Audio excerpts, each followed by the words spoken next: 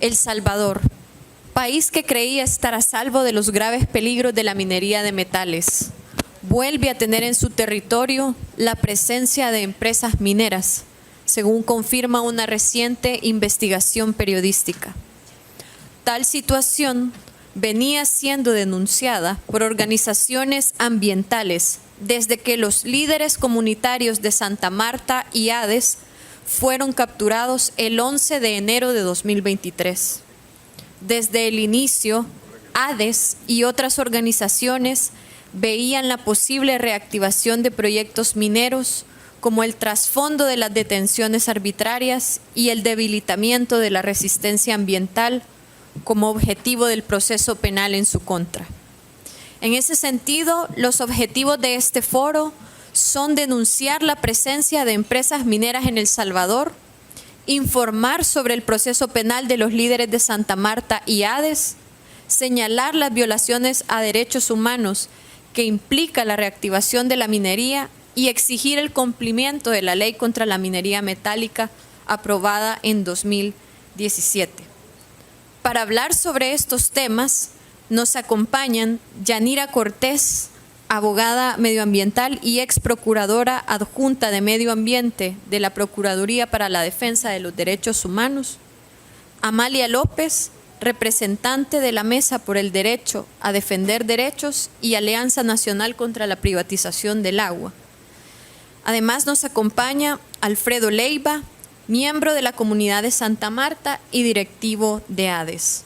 Sobre minería metálica y derechos ambientales, entonces le damos la palabra a la licenciada Yanira Cortés, abogada ambiental y ex procuradora adjunta de Medio Ambiente.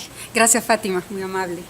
Buenos días, gracias por la invitación y es un honor nuevamente compartir con ustedes algunas ideas acerca del tema de la minería metálica y los derechos humanos.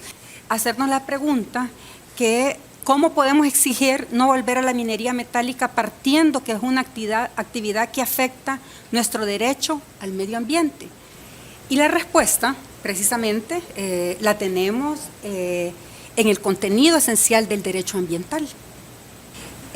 Precisamente, el relator ha señalado con mucha propiedad de que todos los derechos humanos dependen precisamente de la vigencia de este derecho al medio ambiente. ¿Cómo es posible de que los estados actúen a espaldas del derecho ambiental? ¿Cómo es posible que las decisiones de los estados en un momento determinado sean retórica de pleno respeto al derecho ambiental, pero que en la práctica realmente se convierte en promesas incumplidas? Porque la experiencia es de que los gobiernos toman decisiones a espaldas de ese derecho ambiental.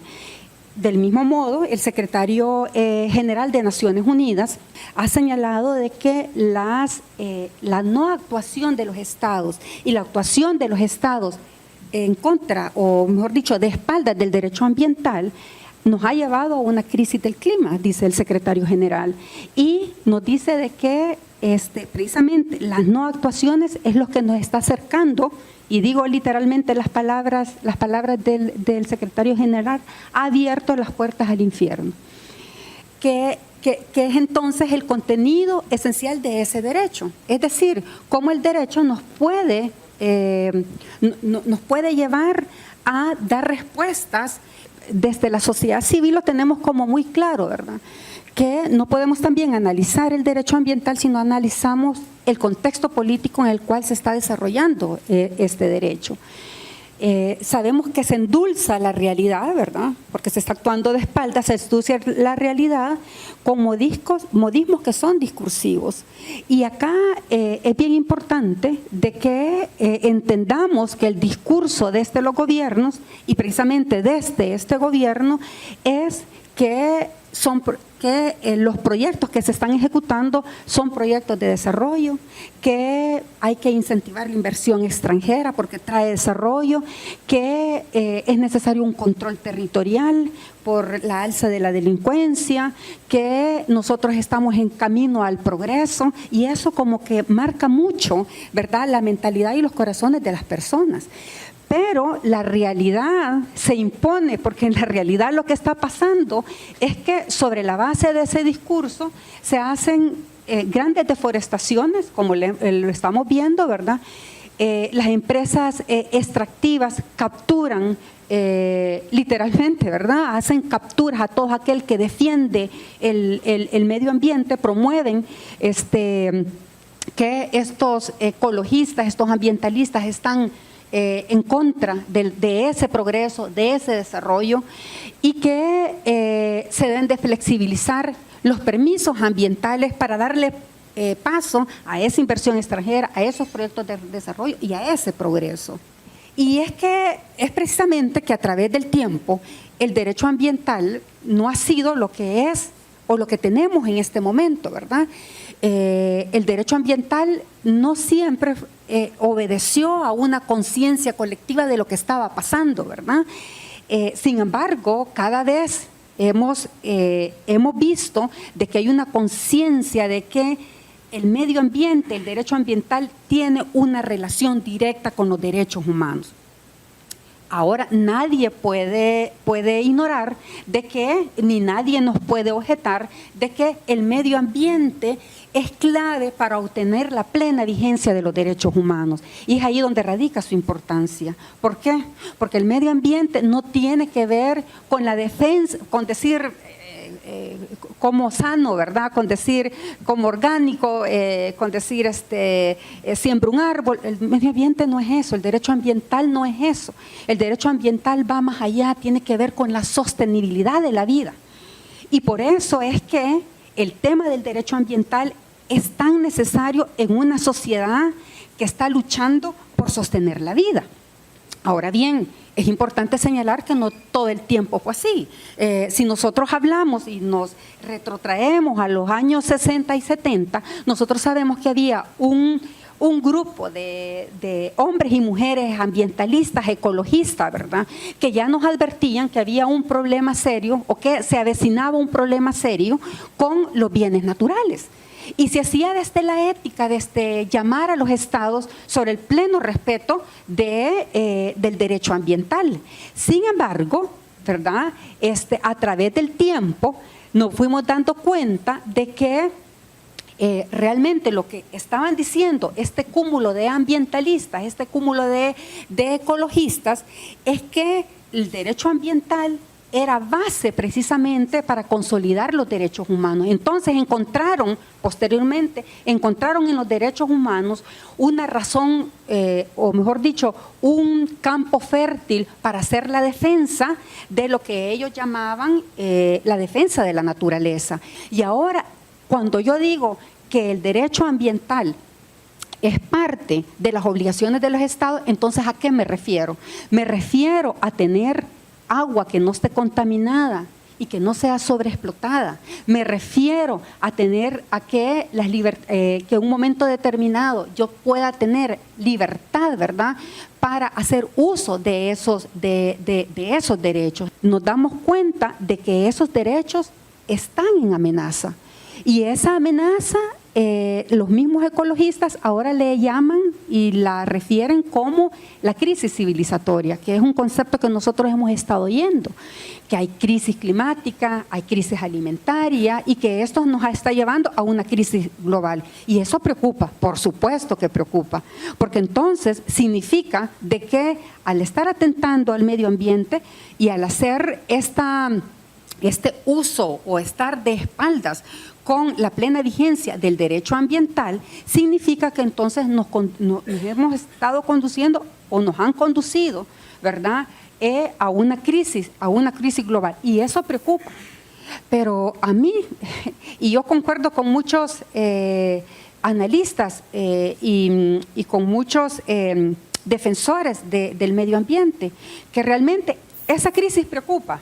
Si nosotros tomamos la ley de prohibición de minería metálica, vemos que en los considerandos de la prohibición de esta ley, precisamente se establecen muchos criterios del derecho ambiental en el cual se fundamenta la ley. les decía que el derecho se ha ido como renovando y se ha ido consolidando.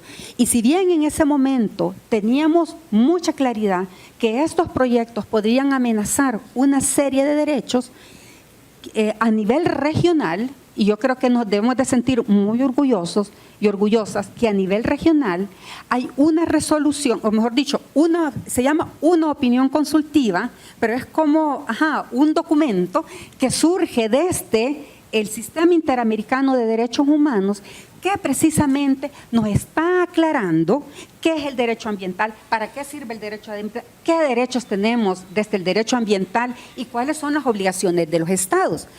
Esta resolución o este documento, esta opinión, fue emitida en noviembre del 2017 y la prohibición de la minería metálica en El Salvador fue en marzo de 2017. ¿Por qué? Porque nosotros ya teníamos y nosotras ya teníamos conocimiento de que desde estas acciones se estaban violando derechos humanos. Sin embargo, en el 2017 queda mejor consolidado entonces a qué vamos a tener derecho.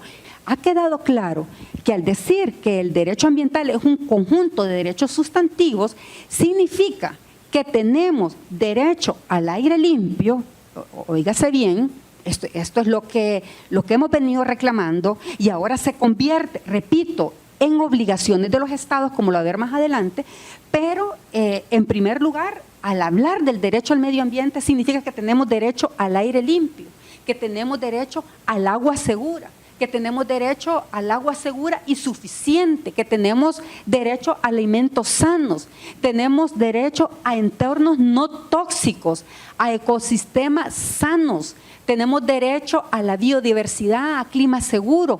Ese es el derecho ambiental. ¿Y qué es lo que hemos hecho nosotros en todo este tiempo? Reclamar porque ese derecho ambiental se cumpla. Porque si nosotros estamos hablando que el derecho ambiental es la sostenibilidad de la vida, significa que si nosotros protegemos el medio ambiente, si nosotros cumplimos con el derecho ambiental, significa que nosotros estamos protegiendo todos los derechos de la población. El derecho ambiental es todo lo que les he mencionado, pero además tiene que ver con derechos del procedimiento, el derecho a acceso a la información, a la participación ciudadana y acceso a la justicia, que ustedes bien saben que estos derechos es objeto posteriormente de un acuerdo que se llama el Acuerdo de Escazú y que si bien son obligaciones ya establecidas para los estados, son derechos que nosotros y nosotras tenemos y que cobran una gran importancia en el contexto, cobran una gran importancia para hacer efectivo. ¿Puedo yo en un futuro demandar al Estado porque está reservando información? Por supuesto. ¿Por qué? Porque la opinión consultiva que viene desde este sistema regional de derechos humanos nos está diciendo que es parte del derecho ambiental y que es parte del ente rector, en este caso, ¿verdad?, de hacerlo efectivo, porque si no, no tiene sentido de que seamos parte de un sistema internacional, pero que no querramos cumplir, ¿verdad?, los preceptos que de allí o las orientaciones que de allí emanan. ¿A qué tenemos derecho? Vamos a tener derecho a la disponibilidad de los recursos, imagínense, que esté disponible el agua, el suelo, las condiciones atmosféricas, el aire, que esté disponible para nosotros, que yo no tenga que irme a otro lugar para respirar un aire medianamente aceptable, ¿verdad? O que yo no tenga que ir a traer agua a otro lugar para poder beberla, ¿verdad? Acceder a recursos, tanto que haya un acceso físico y económico, ¿verdad? Habla del acceso físico y económico, que los recursos estén accesibles en ese sentido, que haya acceso a la información, que se promueva la sustentabilidad, es decir, de que las generaciones futuras también puedan gozar de un medio ambiente sano, limpio y sostenible, como dice la misma esta opinión consultiva, que esos recursos sean de calidad. Uso la palabra recursos porque esa es la palabra que se utiliza en el instrumento, pero sabemos que nosotros utilizamos bienes, ¿verdad? Que estos bienes sean de calidad, que no se puedan, que no se deben de degradar todos sus componentes y que también los estados ocupen este criterio de la adaptabilidad, es decir, que no solamente tomen en cuenta aquellos aspectos que tienen que ver con lo técnico, con lo científico, sino que también tomen en cuenta lo que se relaciona con la cultura y con los saberes. ¿Y a qué se obligan los estados entonces? El estado se obliga, en primer lugar, a interpretar ciertas obligaciones que el estado ya tiene y que están contenidos en otros instrumentos de derechos humanos. Es decir, el estado debe respetar y debe garantizar ese contenido del derecho ambiental que les estaba explicando, ¿verdad? Pero ¿cómo se garantiza? Se garantiza si se previene, si se regula, si se supervisa y si se fiscaliza. ¿Qué se puede hacer ante los posibles daños? El derecho ambiental le dice muy claro, primero, prevenir daños. Segundo, si no tenés muy claro, aplicar el principio precautorio y no tomes una decisión que vaya a dañar el medio ambiente. Si el Estado salvadoreño quiere cumplir esas obligaciones internacionales, entonces el Estado salvadoreño no puede tomar una decisión y va en contra del derecho ambiental, va en contra de una obligación que él se ha comprometido a cumplir. Como lo dice el relator, los derechos humanos realmente y el medio ambiente su violación acarrean responsabilidad para el Estado. Si se está dando una regresión de la plena vigencia de este derecho del medio ambiente y de los derechos humanos y hay responsabilidad del Estado, pues entonces creo que es momento que lo tenemos que advertir, no solamente en foros nacionales, sino que también en foros internacionales. Bien, con ese orgullo a nivel de la Comisión Interamericana de Derechos Humanos, no pasa mucho a nivel internacional. Ustedes saben que hasta el 2022 el derecho al medio ambiente se reconoce en Naciones Unidas como un derecho autónomo. Y El Salvador, si ustedes lo buscan, creo que está en la segunda fila. El Salvador fue parte, ¿verdad?, de esa resolución. Aprobó esa resolución en donde se establece que todos tenemos el derecho ambiental, ¿verdad?, limpio, seguro y saludable. Entonces, si el derecho ambiental es todo lo que les dije, y si nosotros estamos haciendo un requerimiento al Estado, no es un requerimiento que esté fuera de órbita, sino que es un requerimiento válido. Entonces, decirles que también es un derecho reconocido a nivel internacional por la ONU ha sido tarde. Ha sido tarde hasta el 2022, pero sí habían otros instrumentos que ya le daban contenido al derecho, pero que la observación general 23 es la base y que, repito, tanto en el sistema internacional como en el sistema interamericano, estamos viendo ahora muchas sentencias que se basan en estas obligaciones de los estados. Para finalizar, pues es un reconocimiento, lo que les decía, el que se haya reconocido el derecho al medio ambiente ya a nivel universal, y el relator expresó con relación a esto, dijo: cambia la percepción de la gente que pasa de rogar a los gobiernos a exigirles que actúen. Entonces, esa es la consigna. Vamos a exigir, ¿verdad?, que actúen en favor del medio ambiente, porque el medio ambiente es un cúmulo de derechos, el que atrae una serie de obligaciones para los estados, y por lo tanto no estamos pidiendo, sino que es exigir, y por lo tanto la exigencia de la prohibición de la minería metálica es válida, es justa y es actual, ¿verdad?, porque no podemos revertir, ¿verdad? Los derechos humanos, repito, no son regresivos, sino que al contrario, en este momento lo que tenemos que exigir es que se remedien los territorios abandonados, ¿verdad?, y que se vaya o se aumente el estándar, ¿verdad?, de plena vigencia de este derecho ambiental. Para continuar con este foro, vamos a darle la palabra a Amalia López, representante de la Mesa por el Derecho a Defender Derechos y Alianza Nacional contra la Privatización del Agua. Amalia nos va a compartir la ponencia Situación hídrica del país y posible impacto de la minería metálica. A ver, hay cositas, primero me voy a justificar. Pareciera que la culpa la tiene la economía, pero ¿verdad, José Luis, que no? Todavía vemos economistas conscientes. Sin duda creemos en un desarrollo desarrollo económico a la par del desarrollo humano. Pero esto no está entendido de esta manera en el modelo extractivista del que hablaba Yanira y que está caminando por toda América Latina hace mucho rato. Si nos dejamos dar vuelta con la ley de prohibición de minería metálica, habremos perdido mucho, pero no solo nosotros, los salvadoreños y las salvadoreñas, sino que habremos perdido mucho a nivel latinoamericano, que es donde hemos avanzado más en materia de derecho ambiental. Europa tiene un montón de chunches que decirnos, pero aquí nacieron un montón de propuestas muy buenas que se han retomado en el sistema de Naciones Unidas. Bien, eso como para medio justificarme, porque me dolió. Vea, me dolió. Ahora, el asunto es el siguiente. Sin duda, cualquiera sea la actividad industriosa que se impulse en El Salvador, cualquiera, debido a la estrechez del territorio, debido a la densidad poblacional que tenemos, generará impactos nocivos para la gente. Es decir, si usted mete un cachimbo de parques solares en toda la zona norte de El Salvador, ya se paseó en El Salvador.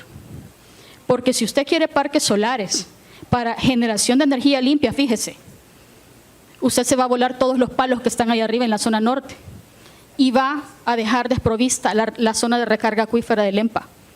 Y eso impacta allá abajo, por Usulután. Eso es en materia de hacer algo que se supone que es bueno, que es energía limpia. Pero cualquier cosa que sea industriosa en este país desplaza gente, daña suelo y contamina agua. Por tanto, esas actividades industriosas hay que ver cuáles son los impactos más adelante. Y no se diga con relación a esto, con relación a la minería. Aclaro que muchos de los datos que voy a presentar son retomados de investigaciones que ya fueron en 2008, ya fueron en 2009. O sea, estamos volviendo a retomar estas cosas, estos impactos que ahora van a ser todavía más graves por las condiciones actuales del territorio. Pero eso ya está dicho. Es más, hace 2 días que me puse a pensar, bueno, ¿y qué voy a presentar? Pues, ¿y cómo me relaciono con esto? Empecé a buscar datos en América Latina, empecé a buscar casos similares y me dije, mí misma, te estás equivocando. Ya El Salvador es un parámetro para el resto de América Latina, porque las condiciones de territorio, las condiciones geográficas, las condiciones de densidad poblacional en El Salvador no se parecen en un montón de lugares. Fíjense que nos vamos a regresar a 4º grado, y nos vamos a regresar a 4º grado porque parecería que todavía no estamos comprendiendo cómo es el chunche. Y ojalá que, como ya sé que nos están monitoreando, esto lo pongan en Casa Presidencial. O por lo menos en el Ministerio de Medio Ambiente. El ciclo del agua, vea. A nosotros nos dijeron allá en la escuelita que el agua es un recurso renovable. Así nos decían, ¿verdad? Que el agua en el mundo no se va a acabar, porque como se evapora, regresa de otra manera. Por eso es un ciclo. Regresa de otra forma. Lo que no nos dijeron es que la forma en que regresa no necesariamente es en agua para consumo humano. Entonces ahí tenemos un problema, porque es lo que se nos escasea, el agua para consumo humano. Quiero que nos acordemos de esto, cómo es el ciclo del agua, porque luego vamos a ver nuestra geografía. Entonces el agua, al precipitarse, se regresa a la tierra, se regresa a los acuíferos, se regresa a los océanos, lo que no implica que sea agua de consumo humano. Bien, ¿cuánto es la oferta hídrica en El Salvador? Aquí estoy hablando de oferta total, no estoy hablando de toda la disponibilidad de consumo humano, que es mucha más chiquita. En este momento, ese dato es de 2015, creo, 2014, por ahí. Ahora mismo, la oferta de agua en El Salvador ronda los 2.800 metros cúbicos por persona por año. Estamos cerca de algo que denominamos el estrés hídrico. En el estándar internacional, el estrés hídrico llega cuando hay 1.700 metros cúbicos producidos por año por cada persona en un país. Y cuando hay estrés hídrico hay conflicto por el agua. O sea que estamos bien cerquita, sí. Y lo hemos visto también. Acérquese a las comunidades y dése cuenta las batallas campales que se desarrollan en torno a quién tiene derecho sobre las fuentes de agua. Hemos encontrado lugares en donde de una misma fuente de agua se saca agua para 3 o 4 sistemas de agua comunitarios y además 2 empresas. Y quien tiene más pisto para ir más profundo con los pozos son las empresas. Y dejan sin agua a los sistemas de agua comunitarios. Entonces sí hay conflicto. Esa es la primera cosa que tenemos que ver. Y si ven ahí, a pesar de que para mí esa cifra es optimista, tenemos la mitad de lo que ofrece Guatemala, tenemos como la tercera parte de lo que ofrece Honduras, y ya no digamos con relación a Belice. Somos los que menos agua tenemos en Centroamérica. Esa es una cosa que no se nos puede olvidar. Y ahora sí, miren, la clase de geografía, la clase de estudios sociales de 4º grado. ¿Dónde están las montañas en El Salvador? A ver, apúntenme, compañeros. ¿Dónde están las montañas en El Salvador? Dígame departamentos. Chalate, ¿dónde más? Y un poquito ahí se detiene la cordillera del Bálsamo, ¿verdad que sí? Ve ahora veamos el mapa que está en la esquina. Lo que está marcado en verde es el recorrido del Lempa. Cuando hablamos de defender el agua, pareciera que hablamos en abstracto. El dibujito es para que nos demos cuenta, no es abstracto. ¿En dónde está el oro en El Salvador, compañeros? Que ya más adelante se los voy a mostrar. El chunche es que mire el Lempa, que es nuestra columna vertebral, tiene 17.790 kilómetros en su recorrido y al menos 7.700 son compartidos, no son solo nuestros. Eso es un problema, pero también es más grande el problema y lo vemos más adelante. La oferta de agua del Lempa para consumo humano son 578 millones de metros cúbicos al año. Eso es lo que nos consumimos en San Salvador, pues, porque es el único lugar de donde sacamos agua, ¿verdad? Además, la proporción del agua de calidad buena, comillas, es el 50%. Y la proporción del agua subterránea buena es del 90%. Más adelante vamos a ver dónde está el agua subterránea. Ahora, ¿para qué la minería usa agua? La minería usa agua en la extracción, en el transporte, en el control de polvo y emisiones y también en el control de drenaje ácido, la refrigeración y la generación de energía. Usa bastante agua. Por cada onza de oro extraído se utilizan 12.000 litros de agua. Échele pluma porque esos números son bonitos. 12.000 litros de agua, 12 metros cúbicos por una onza de oro. Eso es lo que se están gastando. Hay que poner atención en estas relaciones causales a los que nos hacía referencia Yanira, porque pensándolo bien, ¿para qué puercas queremos 4 plantas desalinizadoras en El Salvador si nuestros acuíferos, sobre todo cerca de las costas, tienen agua? Hágase la pregunta, contésteme por favor. ¿Para qué? No es barato tener una planta desalinizadora. Cuesta alrededor de 90 centavos por litro tener operando una planta desalinizadora. Pero mire, en Chile, una de las cosas que tienen como tecnología de punta para no gastarse el agua de los chilenos, que igual que nosotros están jodidos porque no tienen agua, es justamente hacer ósmosis inversa, o sea, quitarle la sal al agua del mar y usarla en la minería. Y allá tenemos una noticia que pone ANDA en su página. 4ª planta desalinizadora en Playa Las Hojas. No dicen cuánto nos está costando, pero ya van como por el 2º financiamiento para esa planta desalinizadora en préstamos. Y este mapita lo retomé de un documento de DINA, y esos puntos en gris, no sé si los alcanzan a ver, esos puntos en gris, esos cuadritos en gris, denotan en dónde están los permisos de exploración y en dónde está la actividad minera en El Salvador. Ahora vuélvase a la imagen mental de dónde está el Lempa. Sí capta cuál es la situación, ¿verdad? Ahora, la contaminación de acuíferos superficiales no es el único problema, porque sin duda la escorrentía de todo lo que va a suceder allá arriba, donde hay actividad minera, va a ir a parar allá abajo por Jiquilisco. Y fíjese, solo el Mitch cambió el paisaje y la geografía del estero de Jaltepec.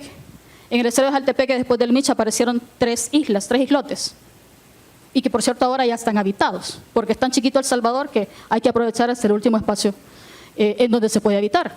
Entonces, si solo ese evento natural extremo que fue el Mitch saca a flote esos islotes, imagínense lo que va a suceder con toda la escorrentía que va a llevarse el EMPA para la bahía. Y toda la contaminación que va a llevarse el EMPA hacia la bahía. Y bueno, las empresas mineras que operan en América Latina dicen que gastan para sacar una onza de oro 12,000 litros de agua, o sea, 12 metros cúbicos. Y para sacar esa misma onza de oro han tenido que remover 1 tonelada de suelo, de materiales pétreos. En 2005, la mina El Dorado en San Isidro pretendía, y esa fue la proyección que hicieron, pretendía, rayos, ya me estoy pasando de tiempo, pretendía remover 490.758 onzas de oro en 6 años. Vaya. Eso es lo que pretendía remover. En mis números, para sacar eso en 6 años, necesita 5.889.096 metros cúbicos de agua. 5.889.000. Si un salvadoreño debería tener, de acuerdo al estándar internacional, 100 litros diarios de agua para vivir, o como mínimo 50, ¿a cuánta gente se le está quitando agua en 5 años en El Salvador con esa cifra? Y además van a remover 490.758 toneladas de material pétreo. Vaya, por ahí les voy dejando, pero vamos con la siguiente. Aquí, mire dónde están los acuíferos subterráneos. ¿Ya se fijó? Cidia Cortés hace unos estudios allá por Metapán y dice, mire, lo que suceda en el Cerro Blanco nos va a contaminar también el EMPA.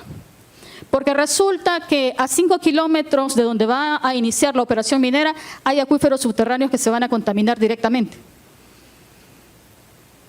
Y ese acuífero está justamente en donde va a operar la mina o donde van a operar las potenciales minas. Entonces ya nos jodimos y nos recontrajodimos. El agua buena de este país está debajo del suelo. El agua más barata y de mejor calidad, y que por cierto se la chupan los cañeros. Y aquí otra fotografía que me llamó la atención. Ahí están las actividades mineras de El Dorado y San Sebastián en El Salvador, pero mire que cerca están las de Guatemala y las de Honduras se vienen moviendo hacia la frontera con El Salvador, hacia el sur. Entonces, si compartimos 7,000 kilómetros del EMPA y estos que están ahí me los van a contaminar y el Estado no hace nada para remediar eso, para negociar eso, entonces ¿de qué cosa estamos hablando? O sea que la minería es más sistémica de lo que esperábamos, sí. Y si allá arriba en Guatemala y en Honduras no hacen nada, a nosotros también nos van a joder, aunque tengamos ley de prohibición. No es solo de luchar aquí localmente. Y bueno, llama la atención que a pesar de que hay una ley de prohibición de minería, el año pasado, en noviembre, hay una modificación a una dirección, o se unifican 2 direcciones más bien, minas, hidrocarburos, energía. ¿Y minas para qué si se supone que están prohibidas? ¿Ah? Pero ahí está, la modificación de ley. Entonces, además nos mandan a revisar en el presupuesto 2024, nos mandan a revisar la ley y le ponen pisto a la revisión, le ponen 4 millones de pesos, bueno, de dólares, 4,5 millones de dólares a la revisión de la ley. ¿Revisarla para qué? Si ni siquiera le han puesto $500,000 a la remediación de las minas en ese mismo presupuesto. ¿Cuál es la intención? Entonces, a mí que no me hablen de desarrollo. Para mí, esto es acumulación, una burda acumulación en favor de muy pocos que le va a dejar al Estado menos del 1% de la extracción en pisto y que va a dejar daños graves a las siguientes generaciones. Recuerdo que Ángel Ibarra decía, cuando andábamos hablando sobre minería, que el verdadero impacto de la minería se mide a 5 o 10 años plazo del momento en que deja de operar la mina, porque ahí surgen las enfermedades renales crónicas, la contaminación de suelos a través de comida, la contaminación del aire. Así que es esto lo que nos espera, compañeros y compañeras. Estos son los riesgos del agua, de lo que casi no tenemos, si se activa la minería. Y no se nos puede olvidar que sin agua no tenemos comida y el territorio se agota, se muere. También los ecosistemas, pero por supuesto las poblaciones. Con esto los dejo nada más, compañeros, compañeras. Vamos a dar paso a la última ponencia a cargo de Alfredo Leiva, directivo de ADES. Luego, ¿por qué es una criminalización? Pues por la debilidad probatoria en contra de los compañeros. A ellos se les acusa de un hecho ocurrido en el conflicto y la Fiscalía no ha podido sostenerlo de ninguna manera, porque toda su prueba se basa en un testigo contradictorio que primero dijo que vio los hechos, pero luego que le contaron.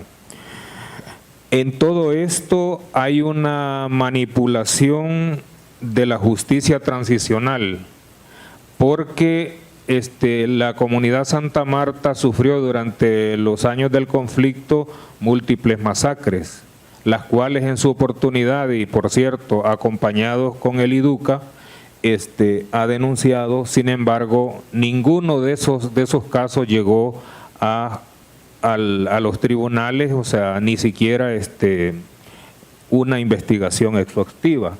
Entonces aquí lo que se da es una manipulación, porque la Fiscalía llega a Santa Marta y le promete a la comunidad que va a investigar esas masacres. Pero esos testimonios de la comunidad fueron usados para construir un relato para acusar a los 5 compañeros ahora criminalizados. Pero no solo eso, sino que posterior a las detenciones se da una serie de acciones que nos llevan a pensar de que las detenciones solo marcan un inicio de una serie de acciones encaminadas a meter miedo a la comunidad para que de esa manera no se movilice. Posteriormente, por el lapso de unos 2 meses, se instala una unidad antinarcóticos en la comunidad, que en vehículos polarizados y sin placas deambulan por la comunidad, y eso por el lapso de aproximadamente un mes. Posteriormente a eso, hay una persona que, por cierto, ni siquiera vive en el país, envía un tuit y se lo postea al Consejo de Seguridad, y estos reaccionan inmediatamente y montan un operativo militar en Santa Marta, con la excusa de que estaba plagado de pandilleros la comunidad, cosa que no es cierto. Entonces, posteriormente a eso se monta el cerco militar en Cabañas, y durante esos meses que permaneció ese cerco en Cabañas no se reportaron detenciones. Entonces uno dice, ¿cuál es la intención de ese cerco militar? Es en la línea que decimos, y es meter terror a la gente. Luego, aunque parezca aislado, se le monta el operativo militar a Chalatenango. Y digo, aunque parezca aislado, está interconectado, en el sentido de que ese operativo se le montó a las comunidades precisamente que se movilizaron junto a las comunidades de Cabañas en la lucha antiminera de las décadas pasadas, antes de la aprobación de la ley. Entonces no es nada aislado. Y por último, pues tenemos la detención de los líderes de la Alianza El Salvador en Paz, compañeros que se sumaron a las actividades de denuncia y de protesta que nosotros hemos venido realizando. Entonces, y vuelvo y digo, aunque parezca aislado, no tiene, o sea, mucho. Nuestra exigencia también es que el Estado, pues, en su conjunto, mantenga la prohibición de la minería, porque por las razones que ya las compañeras plantearon, no tiene ningún sentido, pero también que se detenga la persecución contra los luchadores sociales, o sea, porque hemos entendido que aquí no importa si has hecho o no has hecho nada, lo que importa es llevar una opinión que no favorece al gobierno. Entonces hay una persecución y por lo tanto estamos en la exigencia, pero también en el pasado, en la lucha antiminera hubo un elemento fundamental que nos llevó pues a demostrar de que la lucha era justa, y es precisamente la investigación.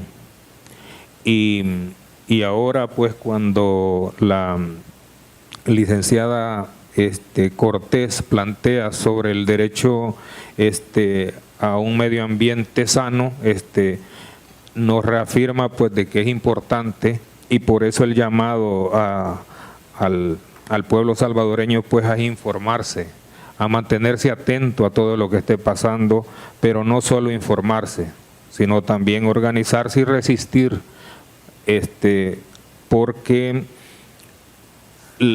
garantizar la vida en este país pasa por que no se siga deteriorando el medio ambiente, y también pasa pues por mantener la prohibición de la minería y el extractivismo en general.